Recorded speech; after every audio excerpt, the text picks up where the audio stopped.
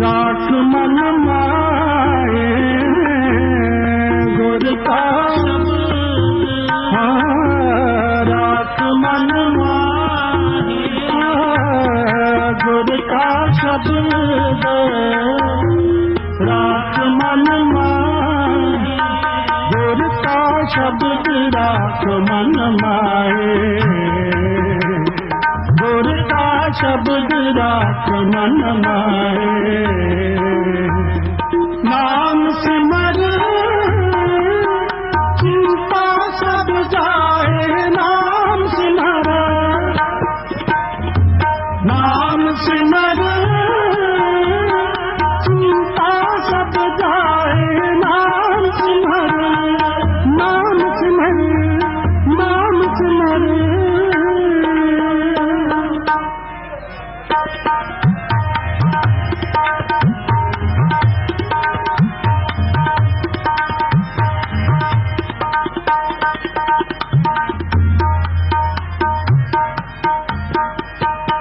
सगल त्याग गुर। हाँ जी जथेदार साहब।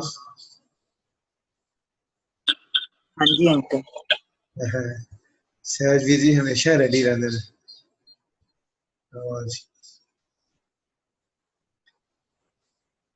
आज आओ रल के सतगुर सच्चे पातशाह धन धन साहिब श्री गुरु ग्रंथ साहिब महाराज जी का रल के शुकराना करिए जी। अज फिर उन्होंने सानू संगति रूप च बिठा के फिर मौका दिता है, फिर साडे कोल सेवा लै रहे हैं कि असी उन्हां दी वडियाई विचार कर सकीए, गुण गा सकीए, क्योंकि गुण गावत में तरस में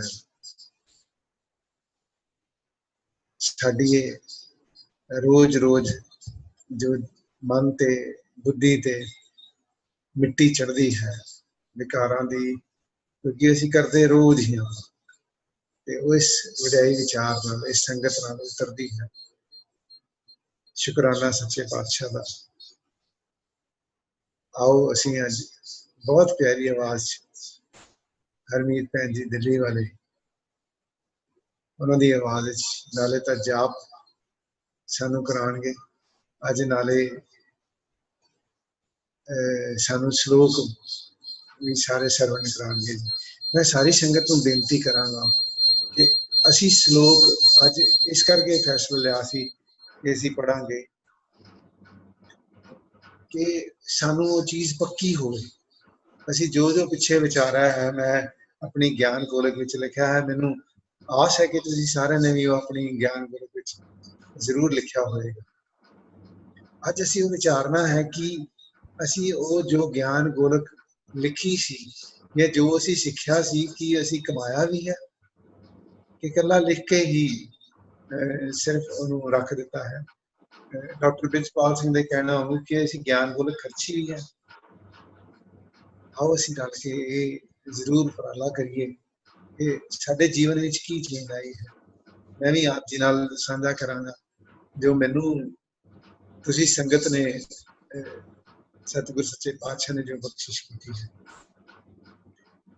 पहला असी रल के सारे भैन जी हरमीत कौर जी का जाप, उस फिर श्लोक पहला आप 12 श्लोक अज करांगे की कोशिश करांगे।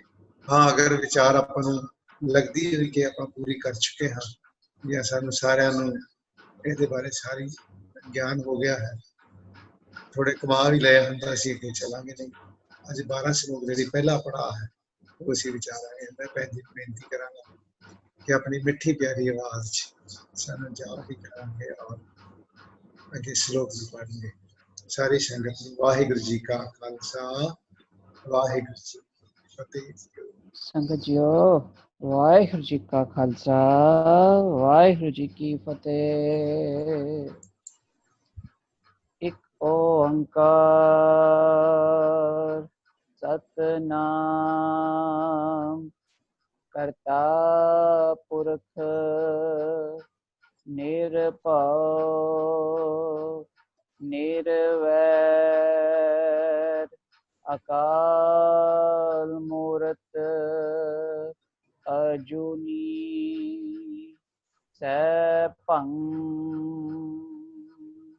गुर प्रसाद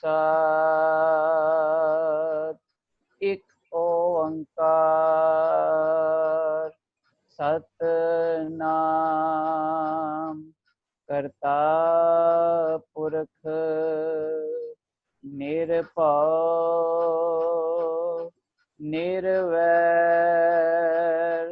अकाल मूरत अजूनी सैभं गुर प्रसाद एक ओंकार सतनाम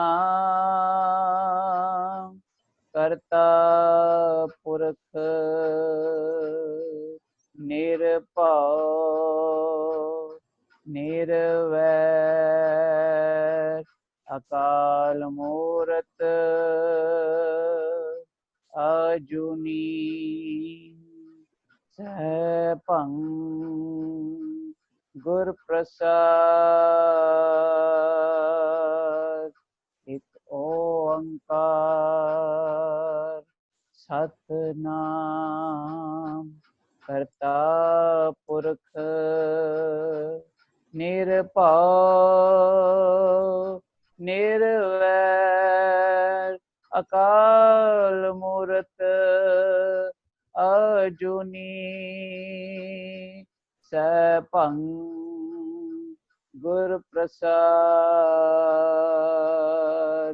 एक ओंकार सतनाम करता पुरख निरभव निर्वैर अकाल मूरत अजूनी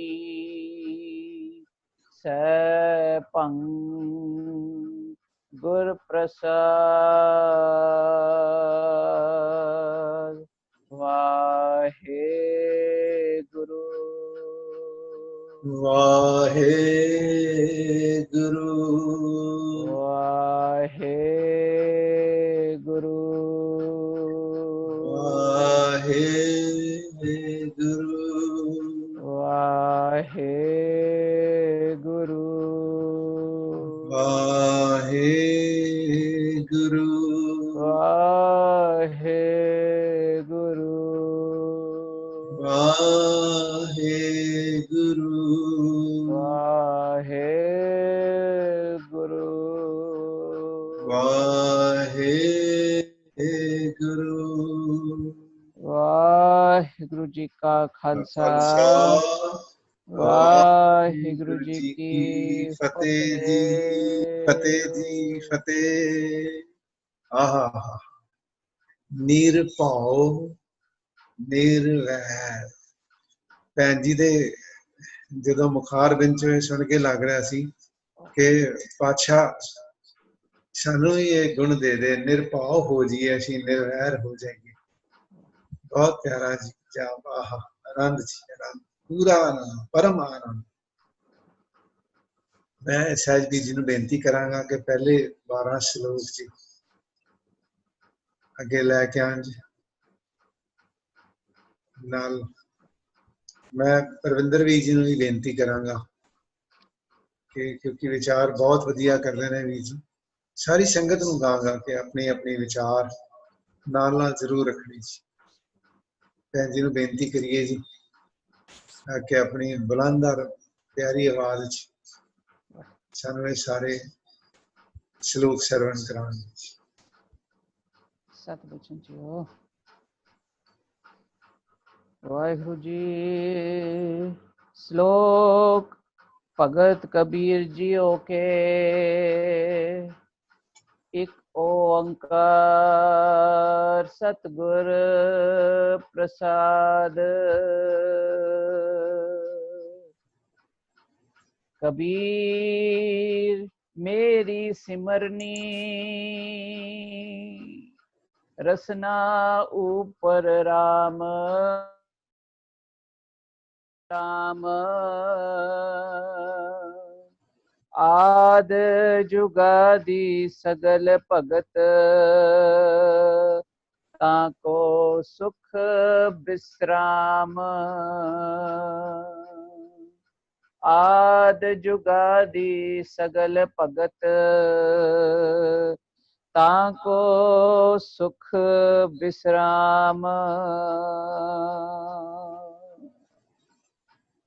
कबीर मेरी जात को सबको हंसने हार बलहारी इस जात को जह जप्यो सिरजनहार कबीर मेरी जात को सबको हंसने हार बलहारी इस जात को जह जप्यो सिरजन हार जह जप्यो सिरजन हार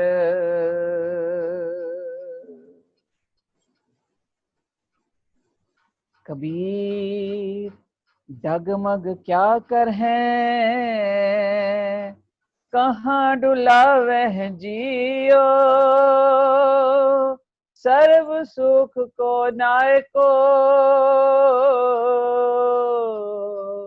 राम नाम रस पियो राम नाम रस पियो कबीर डगमग क्या करें कहाँ डुला वह जियो सर्व सुख को नायको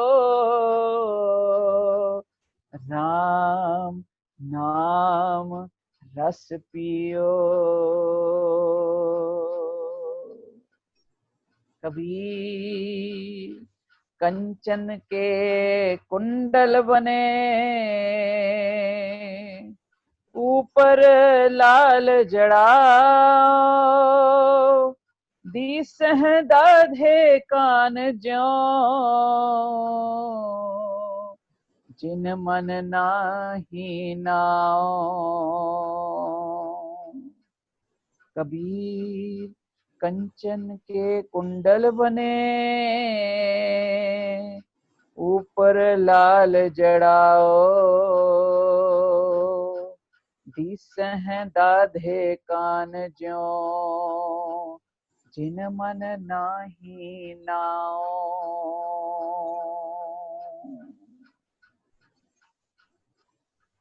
कबीर ऐसा एक आध जो जीवत मृतक होए निरपय होए के गुण रवै जत पेखो तत सोए कबीर ऐसा एक आध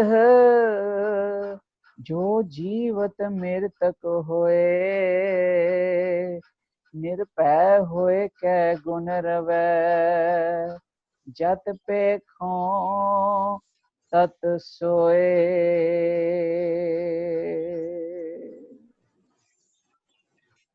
संगत जीओ इस श्लोक के नाल एक सतगुरु सच्चे पातशाह धन गुरु अर्जन देव महाराज दा फरमान आप जी नाल साझा करदी चला। महाराज फरमाउंदे हन, कोट मधे को विरला सेवक और सगले व्यवहारी।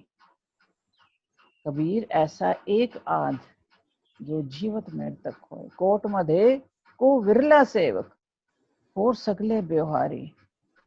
कबीर जी इत्थे पूर्ण महात्मा दा कथन करदे हन जिन्हां नूं जीवन मृतक कहंदे हन। ऐसा पुरख दुर्लभ है क्योंकि जीवत मृतक वो है जो ममत्व भाव तो मर चुका होए, भाव जो ਉਂਝ ਤਾਂ ਜਿਉਂਦਾ ਫਿਰਦਾ ਦਿਸੇ पर वास्तव विच मुर्दा होवे।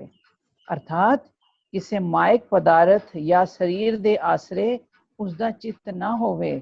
ਇਹਨਾਂ ਆਸਰਿਆਂ ਤੋਂ ਅਟੰਕ ਕੇਵਲ ਆਪਣੇ ਆਪ ਔਰ ਪਰਮੇਸ਼ਰ ਦੀ ਭਗਤੀ ਦੇ ਰਸ ਤੇ ਆਨੰਦ ਵਿੱਚ ਸੰਸਾਰ ਤੋਂ ਨਿਰਭੈ ਹੋ ਕੇ ਪਰਮੇਸ਼ਰ ਦੇ ਗੁਣ ਗਾਵੇ और परमेश्वर ਨੂੰ ਸਾਰੇ व्यापक देखे।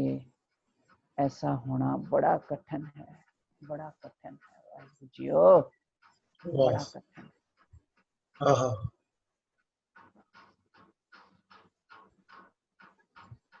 कबीर जा दिन हामुआ पाछे भया आनंद,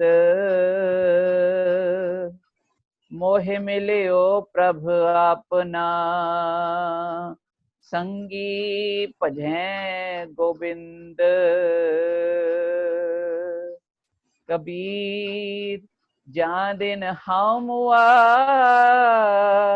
पाछे भया आनंद, मोहे मिलियो प्रभ आपना संगी भजै गोबिंद।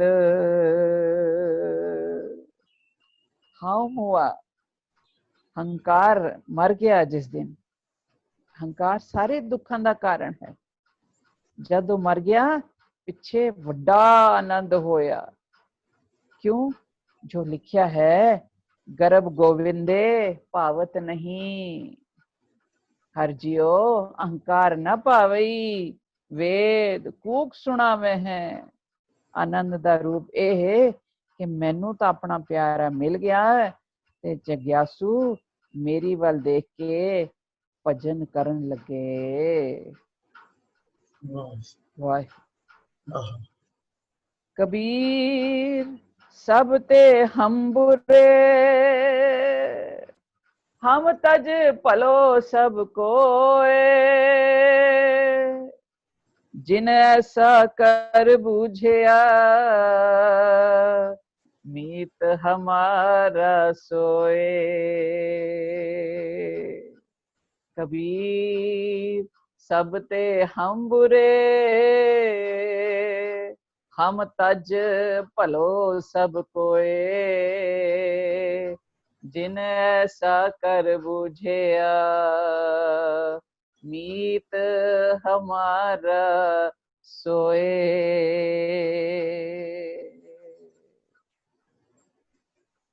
कबीर आई मुझे पह, अनक करे कर पेश। हम रखे गुर अपने, उनकी नो आदेश। कबीर आई मुझे पह, अनक करे कर पेश। हो हम रखे गुर अपने, उनकी नो आदेश।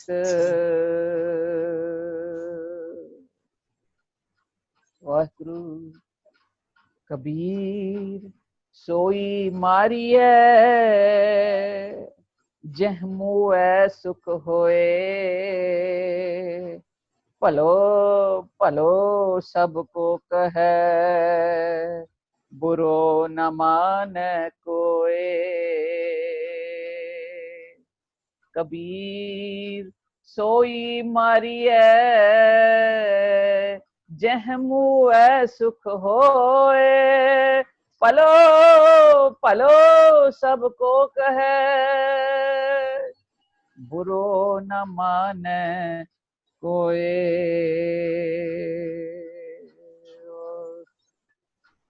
कबीर राती होवह कारियां, कारे उभे जंत। लै फाहे उठ धावते, से जान मारे भगवंत। कबीर राती होवह कारियां, कारे उभे जंत। ਲੈ फाहे उठ तावते से जान मारे भगवंत।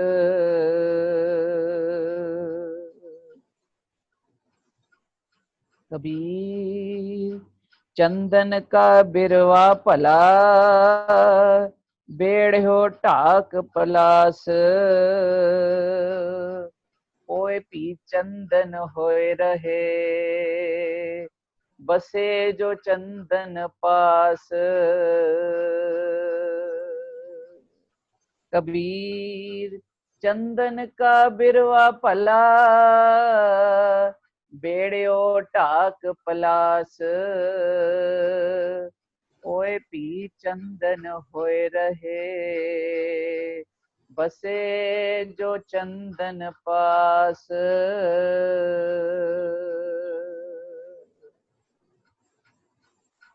कबीर बांस बढ़ाई बूढ़िया एओ मत डूबो कोए चंदन के निकटे बसै बांस सुगंध न होए। कबीर बांस बढ़ाई बूढ़िया एओ मत डूबो कोए चंदन के निकटे बसै बांस सुगंध न होए।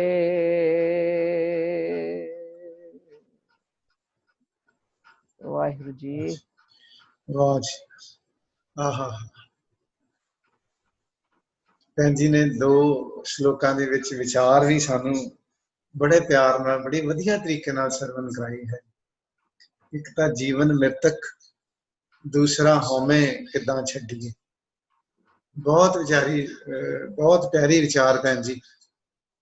ਅਸਲ ਗੱਲ ਤੁਸੀਂ ਜਿਹੜਾ ਮੈਨੂੰ ਲੱਗਦਾ ਸੀ ਕਿ ਮੈਂ ਕੱਲ ਸਾਰੇ 12 ਦੇ 12 ਸ਼ਲੋਕ ਇੱਕ ਵਾਰੀ ਫਿਰ ਦੁਬਾਰਾ ਪੜ੍ਹੇ। ਵੈਸੇ ਤਾਂ 40 ਇੱਕ ਵਾਰੀ ਵਿਚਾਰੇ, ਪਰ 12 ਮੈਨੂੰ ਲੱਗਦਾ ਬੜੇ ਇੰਪੋਰਟੈਂਟ, ਔਰ ਦੋ ਜਿਹੜੀਆਂ ਤੁਸੀਂ ਗੱਲਾਂ ਕੀਤੀਆਂ ਨੇ ਉਹ ਇਹਨਾਂ ਸਾਰਿਆਂ ਤੋਂ ਇੰਪੋਰਟੈਂਟ, ਜੀਵਨ ਮ੍ਰਿਤਕ ਤੇ ਹਉਮੈ। ਮੈਂ ਜਿਵੇਂ 12 ਲੜੀਵਾਰ ਕਬੀਰ ਜੀ ਨੇ ਵਿਚਾਰ ਕੀਤੀ ਹੈ, ਉਹ ਵਿਚਾਰ ਆਪਾਂ ਥੋੜੀ ਜਿਹੀ ਅਗਰ ਕਰ ਲਈਏ।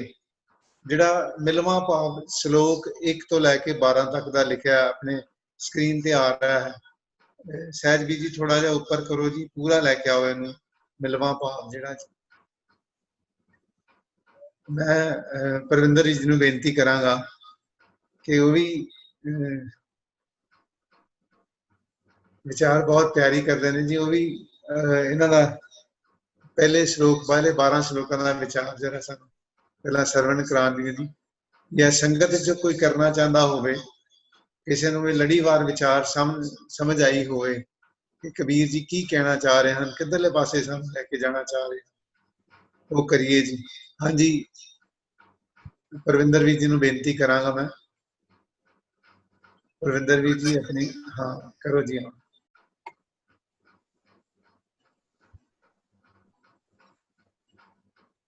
12 ਸ਼ਲੋਕ ਜੋ ਪੜ੍ਹੇ ਹਨ ਜੀ ਨੇ, ਮਿਲਵਾਂ ਭਾਵ ਦੇ ਵਿੱਚੋਂ ਸਾਨੂੰ ਕੀ ਤੱਤ ਲੈਣਾ ਹੈ, ਕੀ ਚਾਨਣ ਮਿਲਦਾ ਹੈ ਜੀਵਨ ਦਾ।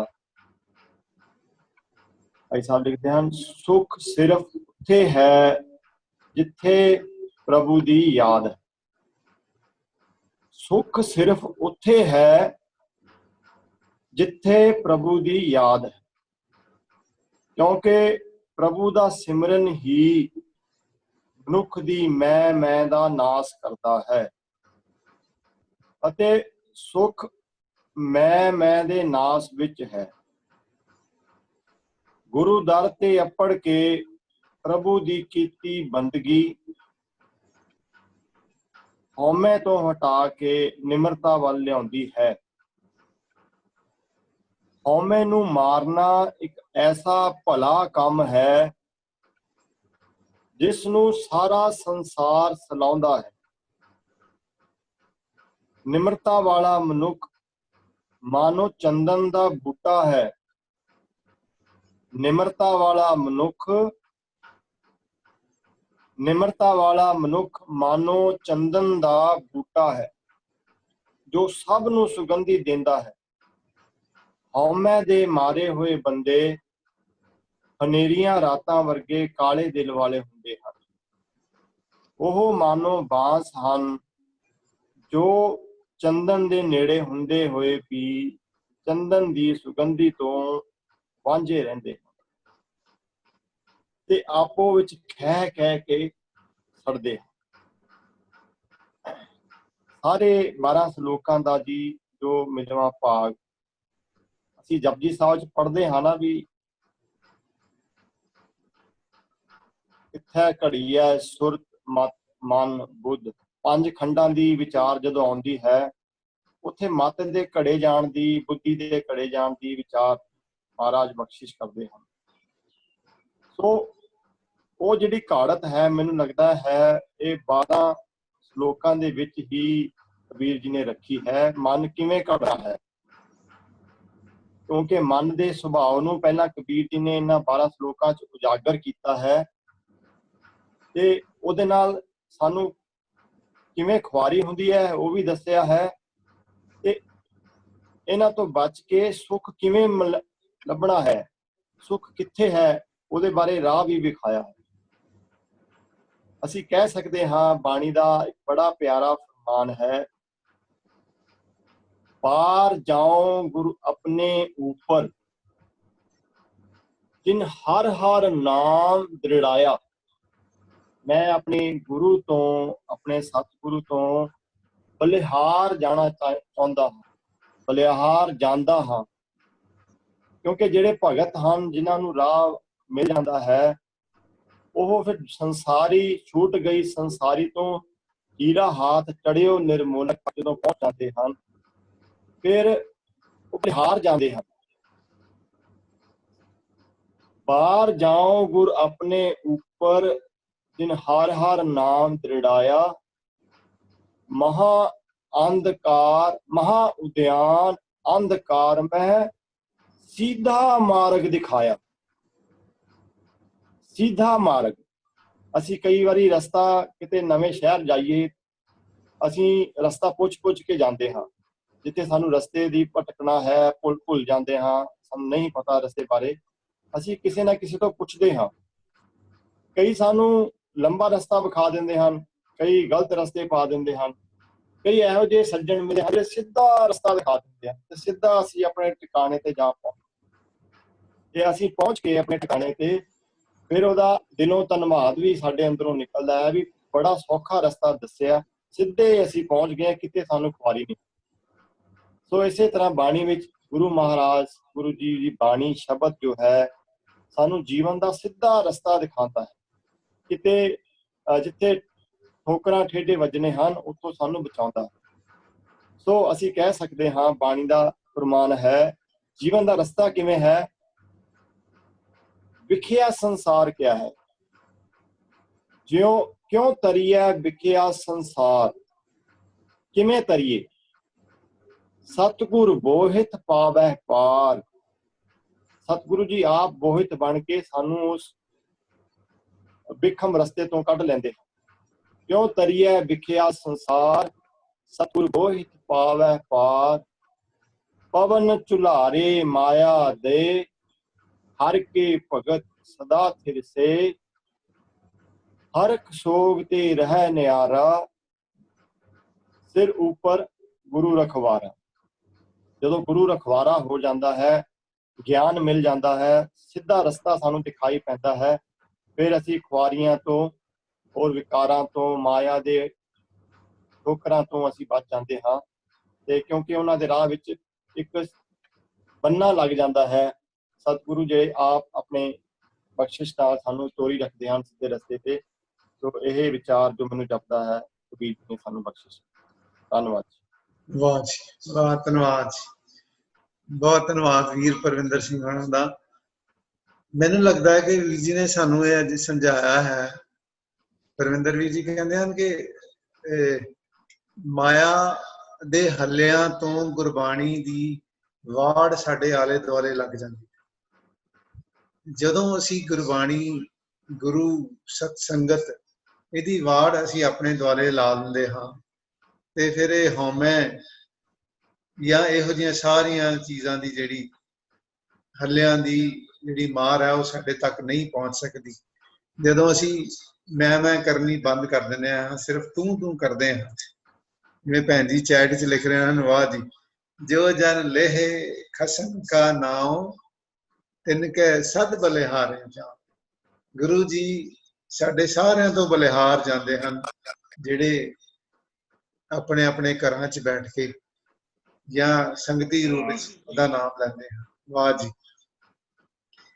ਜਿਸ ਜਨ ਕੋ ਪ੍ਰਭ ਦਰਸ ਪਿਆਸਾ, ਨਾਨਕ ਤਾਂ ਕਹਿ ਬਲ ਬਲ ਜਾਸਾ। ਆਹ, ਮੈਨੂੰ ਲੱਗਦਾ ਹੈ ਕਿ ਸਤਿਗੁਰੂ ਸਾਡੇ ਸਾਰਿਆਂ ਤੋਂ ਕੁਰਬਾਨ ਜਾਂਦੇ ਹੋਣਗੇ, ਸਾਨੂੰ ਸਾਰਿਆਂ ਨੂੰ ਸ਼ਾਬਾਸ਼ੀ ਮਿਲਦੀ ਹੋਏਗੀ, ਤੇ ਸਾਡੇ ਤੋਂ ਬਲਿਹਾਰ ਵੀ ਜਾਂਦੇ ਹੋਣਗੇ ਕਿ ਸੰਗਤੀ ਰੂਪ ਬੈਠ ਕੇ ਸਾਰੀ ਬਾਕੀ ਦੁਨੀਆ ਸੁੱਤੀ ਪਈ ਹੈ ਜਾਂ ਹੋਰ ਕੰਮ ਕਰ ਰਹੀ ਹੈ, ਤੇ ਤੁਸੀਂ ਗੁਰੂ ਪਿਆਰ ਵਾਲਿਓ ਸਾਰੇ ਜਾਣੇ ਰਸ ਲੈ ਰਹੇ ਹੋ, ਰਸਨਾ ਨਾਲ ਰਸ ਲੈ ਰਹੇ ਹੋ, ਕੰਨਾਂ ਨਾਲ, ਅੱਖਾਂ ਨਾਲ ਰਸ ਲੈ ਰਹੇ ਹੋ। ਮੈਂ ਥੋੜੀ ਜਿਹੀ ਵਿਚਾਰ ਹੋਰ ਇਹਨੂੰ ਕਰਾਂ। ਬਹੁਤ ਪਿਆਰੀ ਵਿਚਾਰ ਚੈਟ 'ਚ ਆ ਰਹੀ ਹੈ ਜੀ, ਜੋ ਆਪਣੇ ਮਾਲਕ ਦਾ ਨਾਮ ਲੈਂਦੇ ਹਨ। ਵਾਹ ਜੀ। ਕਬੀਰ ਜੀ ਰਸਨਾ ਉੱਪਰ ਰਾਮ ਨੂੰ ਹਮੇਸ਼ਾ ਸੁੱਖ ਤੇ ਵਿਸਰਾਮ ਨਾਲ ਜੋੜਦੇ ਹਨ, ਕਿ ਜੋ ਮਰਜ਼ੀ ਹੋਈ ਜਾਏ। ਇੱਕ ਛੋਟੀ ਜੀ ਗੱਲ ਮੈਂ ਆਪ ਜੀ ਨੂੰ ਸਾਰਿਆਂ ਨਾਲ ਸਾਂਝੀ ਕਰਾਂ, ਕਿ ਅਸੀਂ ਸਾਰਾ ਕੁਝ ਉਹੀ ਕਰਨਾ ਹੈ ਜੋ ਅਸੀਂ ਅੱਜ ਤੱਕ ਬਾਣੀ ਪੜ੍ਹਨ ਵਾਲੇ, ਜਿੰਨੀ ਵੀ ਸੰਗਤ ਤੁਹਾਡੇ ਵਰਗੀ ਹੈ ਵਿਚਾਰ ਕਰਨ ਵਾਲੀ, ਉਹ ਸਾਰੀ ਦੀ ਸਾਰੀ ਸਾਰਾ ਇਹ ਕੰਮ ਸਥਿਰ ਮਨ ਨਾਲ ਕਰਦੀ ਹੈ। ਮਨ ਉਹਨਾਂ ਦਾ ਕਦੇ ਉਚਾਟ ਨਹੀਂ ਹੁੰਦਾ। ਨਾਨਕ ਭਗਤਾਂ ਸਦਾ ਵਿਗਾਸ ਵਾਲੀ ਜਿਹੜੀ ਸਾਡੇ 'ਚ ਅਵਸਥਾ ਹੈ, ਉਹ ਬਣੀ ਰਹਿੰਦੀ ਹੈ। ਮੈਨੂੰ ਲੱਗਦਾ ਹੈ ਕਿ ਮੈਨੂੰ ਪਿਛਲੇ 10 ਦਿਨਾਂ ਤੋਂ ਇਹ ਲੱਗਣਾ ਸ਼ੁਰੂ ਹੋਇਆ ਹੈ ਕਿ ਅਸੀਂ ਕੰਮ ਸਾਰੇ ਉਹੀ ਕਰ ਰਹੇ ਹਾਂ। ਉੱਦਾਂ ਗੁੱਸਾ ਵੀ ਕਰ ਰਹੇ ਹਾਂ, ਪਰ ਗੁੱਸਾ ਸਾਡਾ ਘਟਿਆ ਹੈ। ਹਾਂ, ਅਸੀਂ ਸਾਰਿਆਂ ਨੂੰ ਜਿੱਥੇ ਐਪਰੀਸ਼ੀਏਟ ਪਹਿਲਾਂ ਹੌਲੀ ਹੌਲੀ ਜਾਂ ਥੋੜਾ ਥੋੜਾ ਕਰਦੇ ਸੀ, ਹੁਣ ਪੂਰਾ ਸੱਚੇ ਪਾਤਸ਼ਾਹ ਦੀ ਬਖਸ਼ਿਸ਼ ਨਾਲ ਕਰਨਾ ਸ਼ੁਰੂ ਕਰਤਾ ਹੈ।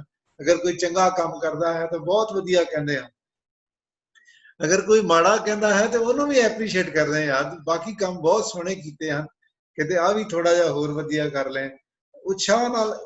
ਬਸ ਸਿਰਫ ਆਹੀ ਸਾਡੇ 'ਚ ਮੈਨੂੰ ਲੱਗਦਾ ਹੈ ਕਿ ਸਾਡੇ ਸਾਰਿਆਂ 'ਚ ਚੇਂਜ ਹੈ, ਕਿ ਸਾਰਿਆਂ ਨੂੰ ਅਸੀਂ ਉਤਸ਼ਾਹ ਦੇਣਾ ਸ਼ੁਰੂ ਕਰਤਾ ਹੈ। ਸ਼ਾਬਾਸ਼ੀ, ਬਾਣੀ ਪੜਿਆ ਕਰੋ, ਵਿਚਾਰ ਕਰਿਆ ਕਰੋ।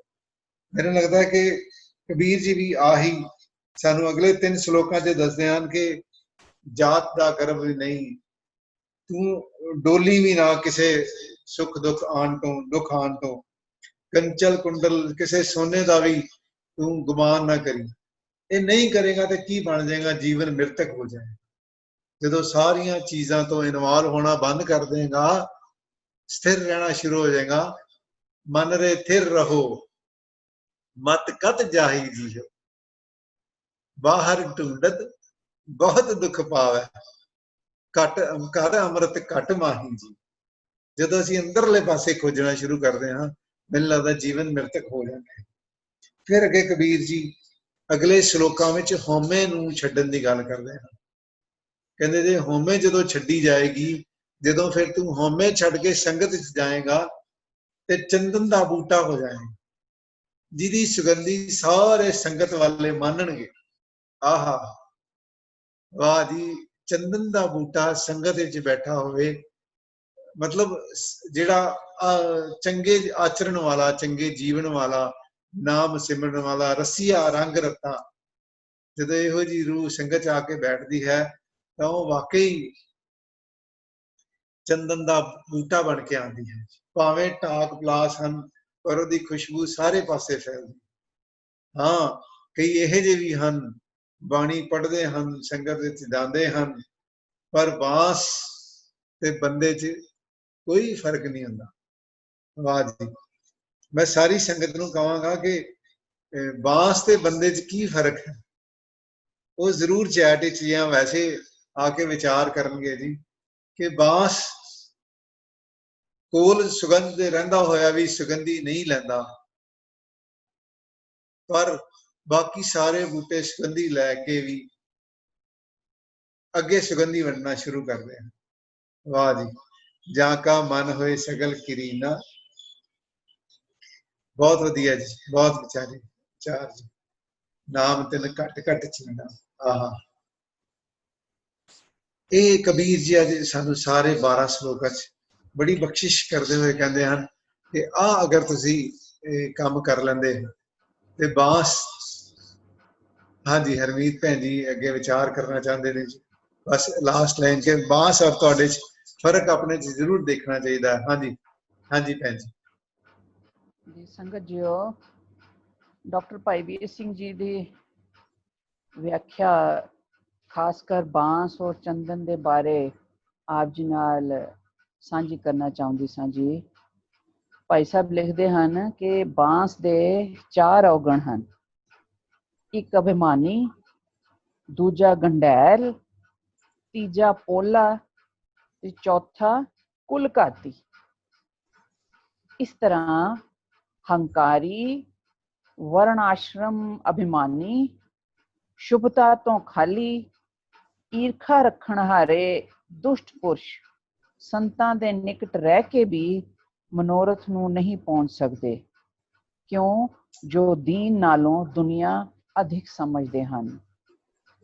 ਜਿਵੇਂ ਧੰਨ ਗੁਰੂ ਅਰਜਨ ਦੇਵ ਮਹਾਰਾਜ ਦਾ ਫਰਮਾਨ ਹੈ, ਮੈਲਾਗਰ ਸੰਗੇਣ ਨਿਮ ਬਿਰਖ ਸੇ ਚੰਦ ਨਹਿ, ਨਿਕਟ ਬਸੰਤੋ ਬਾਂਸੋ ਨਾਨਕ ਅਹੰ ਬੁੱਧ ਨਾ ਬੋਹਤੇ।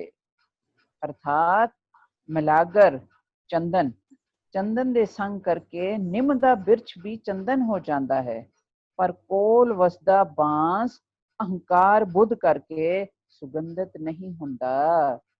ਭਾਵ ਇਹ ਕਿ ਜਿਸ ਬਨ ਵਿੱਚ ਚੰਦਨ ਦਾ ਬ੍ਰਿਛ ਹੋਵੇ ਉਸ ਦੀ ਖੁਸ਼ਬੂ ਲਾਗੇ ਤੇ ਹੋਰਨਾਂ ਬਿਰਖਾਂ ਵਿੱਚ ਵੀ ਅਸਰ ਕਰਦੀ ਹੈ, ਪਰ ਬਾਂਸ ਵਿੱਚ ਅਸਰ ਨਹੀਂ ਕਰਦੀ, ਕਿਉਂਕਿ ਉਸ ਵਿੱਚ ਅਹੰ ਬੁੱਧੀ ਹੁੰਦੀ ਹੈ। ਅਹੰ ਬੁੱਧ ਦਾ ਭਾਵ ਉਹ ਤਾਕਤ ਹੈ ਜੋ ਦੂਸਰੇ ਦੇ ਅਸਰ ਨੂੰ ਆਪਣੇ ਵਿੱਚ ਪਹੁੰਚਣ ਨਹੀਂ ਦਿੰਦੀ। ਬਾਂਸ ਦੇ ਉੱਤੇ ਇੱਕ ਐਸਾ ਕਰੜਾ ਚਮਕਦਾਰ ਪੋਚਾ ਹੁੰਦਾ ਹੈ ਜੋ ਖੁਸ਼ਬੂ ਵਾਸਤੇ ਰਾਹ ਨਹੀਂ ਦਿੰਦਾ। ਇसी ਪ੍ਰਕਾਰ ਜੋ ਪੁਰਖ ਐਸੇ ਹਠੀਏ ਹਨ ਕਿ ਸਤਸੰਗਤ ਵਿੱਚ ਵੀ ਰਹਿ ਕੇ ਸਤਸੰਗਤ ਦੇ ਅਸਰ ਤੋਂ ਖਾਲੀ ਰਹਿੰਦੇ ਹਨ, ਉਹ ਬਾਂਸ ਦੀ ਨਿਆਈ ਹਨ। ਇਹ ਪੜ੍ਹ ਕੇ ਇਵੇਂ ਲੱਗਦਾ ਜਿਸ ਤਰ੍ਹਾਂ ਸਤਿਗੁਰੂ ਸੱਚੇ ਪਾਤਸ਼ਾਹ ਮੇਰੀ ਗੱਲ ਕਰ ਰਹੇ ਹੋ। ਜੋ ਹੰਕਾਰ ਨਿਵਾਰ ਕੇ ਸਤਸੰਗਤ ਵਿੱਚ ਨਿਵਾਸ ਕਰਦੇ ਹਨ, ਵਾਹਿਗੁਰੂ ਆਪ ਜੀ ਵਰਗਿਆਂ ਵਾਲੇ, ਉਹ ਸਤਸੰਗਤ ਦੇ ਦੈਵੀ ਅਸਰ ਨੂੰ ਪ੍ਰਾਪਤ ਕਰਕੇ ਸਤਸੰਗਤ ਰੂਪ ਹੋ ਜਾਂਦੇ ਹਨ। ਵਾਹ ਜੀ, ਭੈਣ ਜੀ ਇੱਕ ਵਾਰੀ ਫਿਰ ਜਿਹੜੇ 4 ਤੁਸੀਂ ਔਗਣ ਦੱਸੇ ਹਨ, ਇੱਕ ਵਾਰੀ ਫਿਰ ਉਹਨਾਂ ਨੂੰ ਬੋਲਿਓ ਜੀ, ਮੈਂ ਕੰਪੈਰੀਜ਼ਨ ਕਰਾਂ ਜੀ। ਵਾਹਿਗੁਰੂ। 4 ਔਗਣ ਭਾਈ ਸਾਹਿਬ ਬਿਆਨ ਕਰਦੇ ਨੇ ਬਾਂਸ ਦੇ। ਇੱਕ ਅਭਿਮਾਨੀ, ਦੂਜਾ ਗੰਡੈਲ ਗੰਢਾਂ ਵਾਲਾ, ਤੀਜਾ ਪੋਲਾ, ਚੌਥਾ ਕੁਲਘਾਤੀ। ਇਸ ਤਰ੍ਹਾਂ ਹੰਕਾਰੀ, ਵਰਣ ਆਸ਼ਰਮ ਅਭਿਮਾਨੀ, ਸ਼ੁਭਤਾ ਤੋਂ ਖਾਲੀ, ਈਰਖਾ ਰੱਖਣ ਹਾਲੇ ਦੁਸ਼ਟ ਪੁਰਸ਼ ਸੰਤਾਂ ਦੇ ਨਿਕਟ ਰਹਿ ਕੇ ਵੀ ਮਨੋਰਥ ਨੂੰ ਨਹੀਂ ਪੁੱਜ ਸਕਦੇ। ਵਾਹ ਜੀ, ਆਹ ਬਾਂਸ ਔਰ ਚੰਦਨ ਦੇ ਵਿੱਚ ਇੰਨਾ ਫਰਕ। ਓਹੋ, ਬਹੁਤ ਪਿਆਰੀ ਵਿਚਾਰ ਭੈਣ ਜੀ ਤੁਸੀਂ ਮੈਨੂੰ ਲੱਗਦਾ ਸਾਰੀ ਸੰਗਤ ਨੂੰ ਬੜੀ ਇੱਕ ਨਵੀਂ ਚੀਜ਼ ਦੱਸੀ ਹੈ ਜੀ ਕਿ ਭਾਈ ਵੀਰ ਸਿੰਘ ਜੀ ਇਸ ਤਰ੍ਹਾਂ ਬਾਣੀ ਦਾ ਵਿਖਿਆਨ ਕਰ ਰਹੇ ਹਨ। ਬਹੁਤ ਵਧੀਆ ਜੀ ਕਿ ਇਹ ਚਾਰੇ ਚੀਜ਼ਾਂ ਅਗਰ ਅਸੀਂ ਛੱਡ ਦਈਏ, ਗੰਡੈਲ ਵੀ ਨਾ ਹੋਈਏ, ਅਭਿਮਾਨੀ ਵੀ ਨਾ ਹੋਈਏ, ਸਾਰਿਆਂ ਨੂੰ ਅੱਗੇ ਆਉਣ ਦਾ ਮੌਕਾ ਦਈਏ। ਹਾਂ, ਮੈਨੂੰ ਲੱਗਦਾ ਹੈ ਕਿ ਜਦੋਂ ਬਾਂਸ ਦਾ ਕੋਈ ਇੱਕ ਛੋਟੀ ਜੀ ਪੋਰੀ ਕਿਸੇ ਚੰਗੇ ਬੰਦੇ ਦੇ, ਕਿਸੇ ਸੰਤ ਦੇ ਹੱਥ ਆ ਜਾਂਦੀ ਹੈ ਤਾਂ ਉਹ ਵੀ ਉਹਨੂੰ ਬੰਸਰੀ ਬਣਾ ਕੇ ਯੂਜ਼ ਕਰ ਲੈਂਦਾ।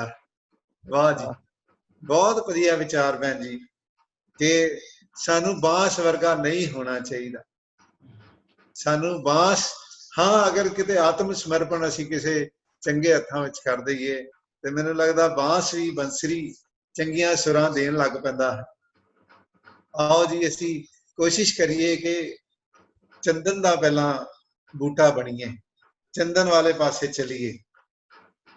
ਹਾਂ ਅਗਰ ਅਸੀਂ ਅੱਜ ਬਾਂਸ ਹਾਂ ਤੇ ਕੋਸ਼ਿਸ਼ ਕਰਦੇ ਰਹੀਏ, ਕੋਸ਼ਿਸ਼ ਕਰਦੇ ਰਹੀਏ, ਕੋਸ਼ਿਸ਼ ਕਰਦੇ ਰਹੀਏ, ਸੰਗਤ ਕਰਦੇ ਰਹੀਏ। ਕਰਦਿਆਂ ਕਰਦਿਆਂ ਸੰਗਤ ਅਸੀਂ ਜ਼ਰੂਰ, ਕਿਉਂਕਿ ਪਾਤਸ਼ਾਹ ਮੇਰਾ ਰਹਿਮਤ ਉਹਦਾ ਬਿਰਧ ਹੈ ਕਿ ਉਹ ਸਾਰਿਆਂ, ਭਾਵੇਂ ਮਾੜੇ ਹਨ ਭਾਵੇਂ ਚੰਗਿਆਂ ਨੂੰ ਹੋਰ ਚੰਗੇ ਕਰਦਾ ਹੈ, ਗੁਣਵੰਤਿਆਂ ਨੂੰ ਹੋਰ ਗੁਣ ਦਿੰਦਾ ਹੈ ਤੇ ਔਗਣ ਹਾਰਿਆਂ ਨੂੰ ਵੀ ਗੁਣ ਦਿੰਦਾ ਹੈ। ਵਾਹ ਜੀ, ਨਾਨਕ ਨਿਰਗੁਣ ਗੁਣ ਕਰੇ, ਗੁਣਵੰਤਿਆਂ ਗੁਣ ਦੇ। ਮੇਰੇ ਵਰਗੇ ਨਿਰਗੁਣ ਹਾਰਿਆਂ ਨੂੰ ਵੀ ਗੁਣ ਦਿੰਦਾ ਹੈ, ਬਾਂਸ ਤੋਂ ਵੀ ਬੰਸਰੀ ਬਣਾ ਦਿੰਦਾ ਹੈ। ਤੇ ਜਿਹੜੇ ਚੰਦਨ ਹਨ ਜਾਂ ਜਿਹੜੇ ਨਿੰਮ ਹਨ, ਜਿਹੜੇ ਕੌੜੇ ਚੀਜ਼ਾਂ ਸਾਨੂੰ ਦਿੰਦੇ ਹਨ, ਚੰਦਨ ਦੇ ਕੋਲ ਰਹਿ ਕੇ ਉਹ ਵੀ ਖੁਸ਼ਬੂ ਦੇਣੀ ਸ਼ੁਰੂ ਕਰ ਦਿੰਦੇ ਹਨ। ਵਾਹ ਜੀ, ਬਹੁਤ ਪਿਆਰੀ ਵਿਚਾਰ ਜੀ। ਹਾਂਜੀ ਮਨਜੋਤ ਸਿੰਘ ਜੀ ਵਿਚਾਰ ਦੇਣਾ ਚਾਹੁੰਦੇ ਨੇ ਜੀ, ਆਓ ਜੀ ਮਨਜੋਤ ਸਿੰਘ ਜੀ।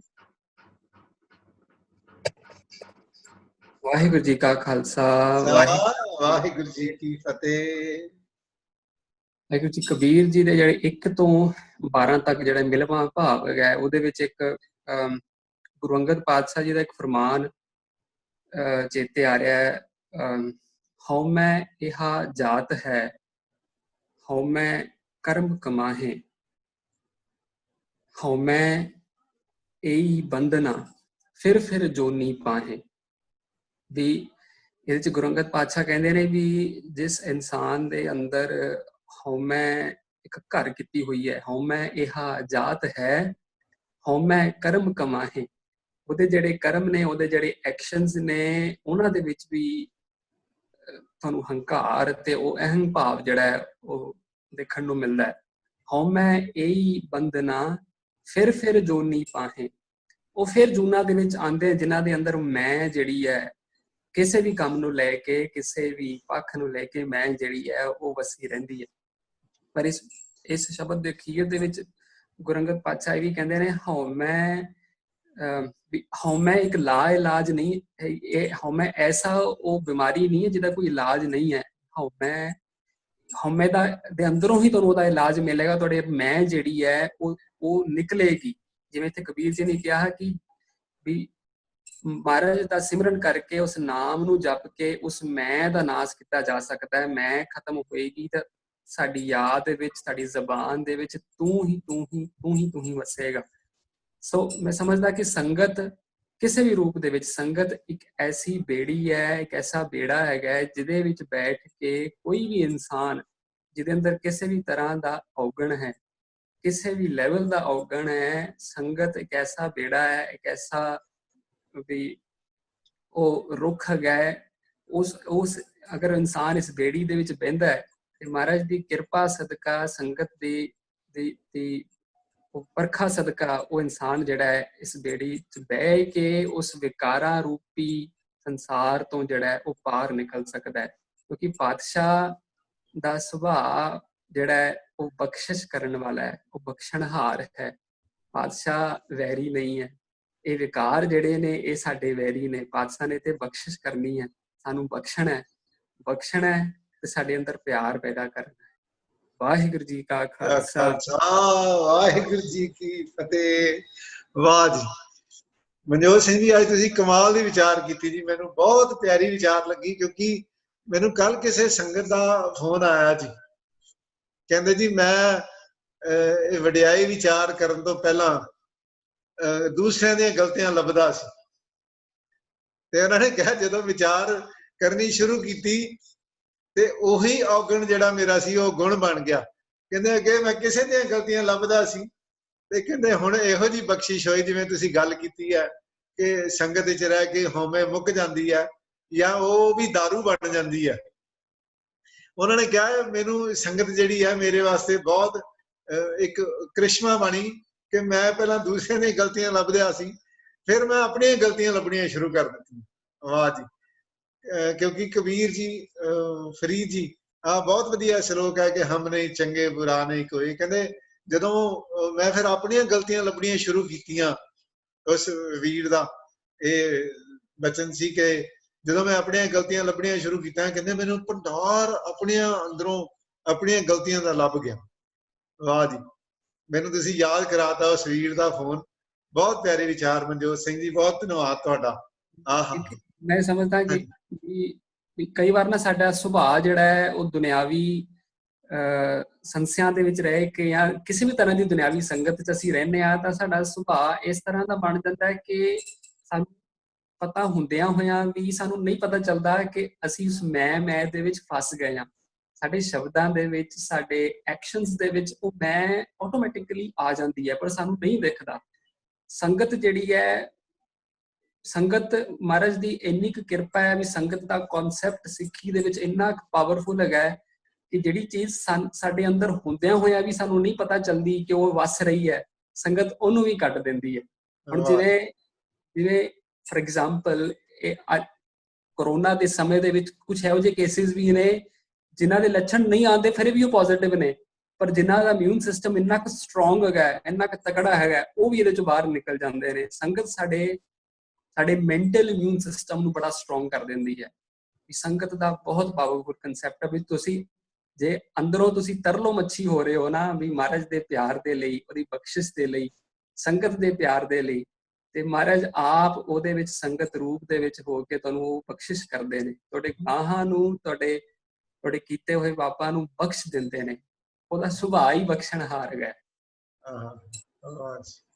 ਬਹੁਤ ਧੰਨਵਾਦ ਜੀ, ਬਹੁਤ ਧੰਨਵਾਦ।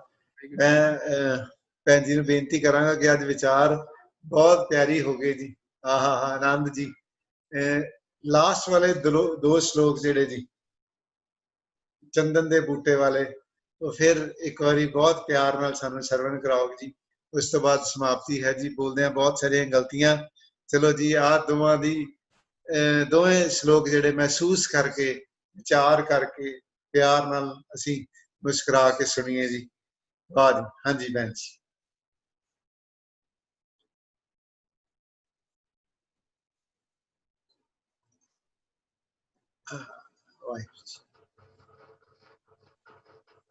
ਵਾਹਿਗੁਰੂ ਜੀ।